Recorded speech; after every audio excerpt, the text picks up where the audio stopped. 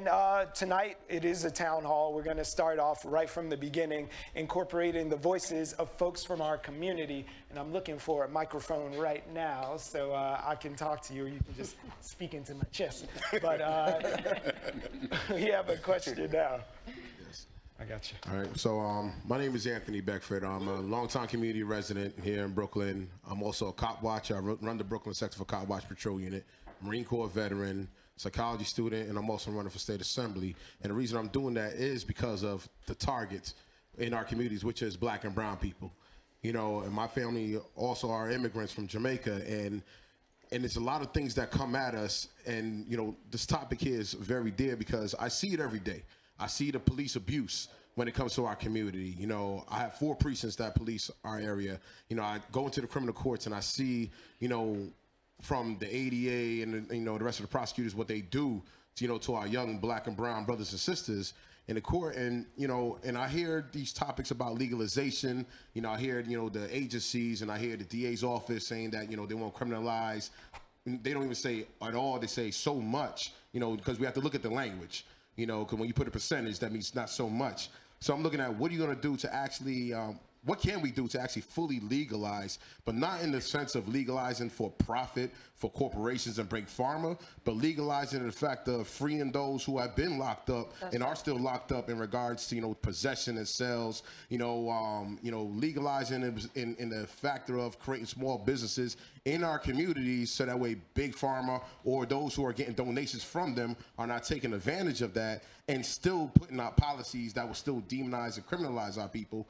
And at the same time, what can we fully do to make sure that when it comes to your policies, it's not lip service that we're receiving, because lip service is cheap. We need actual action. We need 100% legalization and decriminalization. So what can we do in regards to that? Okay. That was like a four-headed monster of a question, right?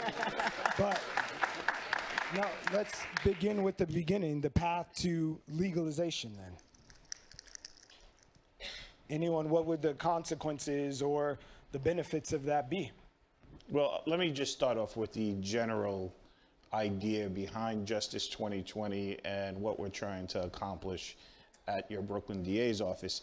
I put together this think tank of people who have a lot more knowledge and have dedicated their lives to particular topics. And drug use is one of the areas that we've looked at. And what I'm trying to accomplish in Brooklyn is pretty simple. But it's also revolutionary for district attorney's office, because it's a cultural change for the way prosecutors are asked to think about drug use issues in the community, and it's also a policy shift. And Brooklyn had been more progressive than other parts of the country and part of the states, and I'm only speaking as the Brooklyn DA. I don't speak for any other district attorneys tonight. But what I saw was the way cases came in was the initial response was, what is the punishment and what's the sanction for this illegal drug use? And what I am trying to accomplish is that when young assistant district attorneys and my office handles a case, the focus now is going to be on public health and not thinking solely about punishment.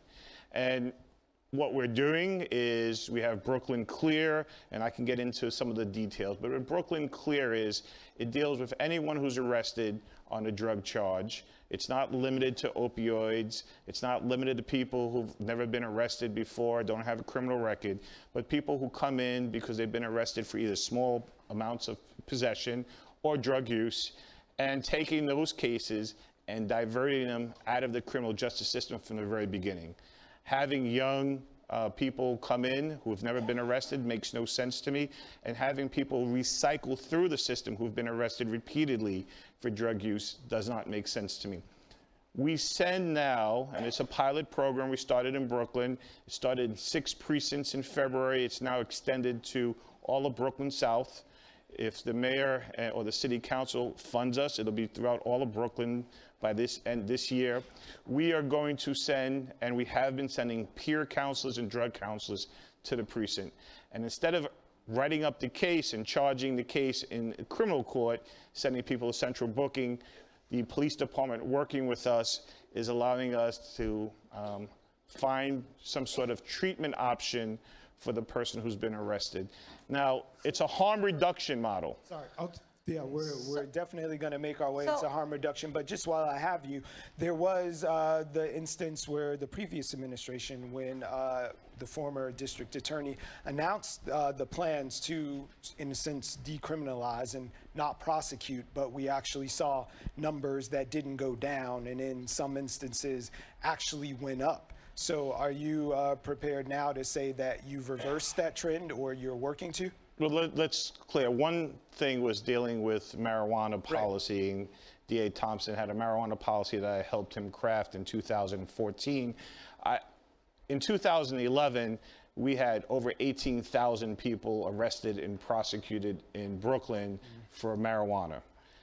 In 2014, we changed the policy. Last year, we had about 4,300 people who came through the system on a small marijuana charge. So that's one thing that we're talking about. The racial disparities did not go down, but there were tens of thousands of people from 14 to this year who were never arrested, mostly people of color. The policy was limited to possession and not smoking or burning cases. We could address that. The policy I'm talking about today is dealing with hard drug use, narcotics. We are looking to treat those cases not as a criminal offense, but really as a health issue. Right. And the other part of this process is to change the policy of having to require people to plead guilty in court in order to access services. Right. We want people to be able to get services without having to enter a guilty plea. And so that is a tremendous change in the culture of the DA's office and the policy of the DA's office. So Cassandra, what could we do to accelerate that change? So I think the thing that we just have to be clear about is that we actually do just need to legalize marijuana, right? And that means that and when I say legalize marijuana, that doesn't just mean open dispensaries. Legalizing marijuana in New York has to be very specific. We were the marijuana arrest capital in this country. We arrested more people for marijuana than anyone else. And so when I'm talking about legalization of marijuana, I'm talking about the sealing and vacating of people's records. Right? I'm also talking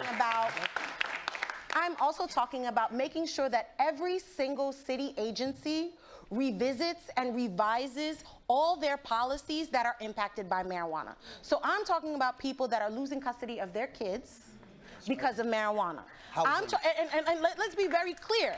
It is Black and Latino moms that are getting their kids taken away, while white moms are on the cover of GQ talking about how marijuana helps their parenting. So let's be very clear about that. I'm talking about making sure that people don't get kicked out of public housing because they were smoking inside of it, because that also happens. I'm talking about making sure that people still have access to occupational licenses that marijuana arrests bar them from having.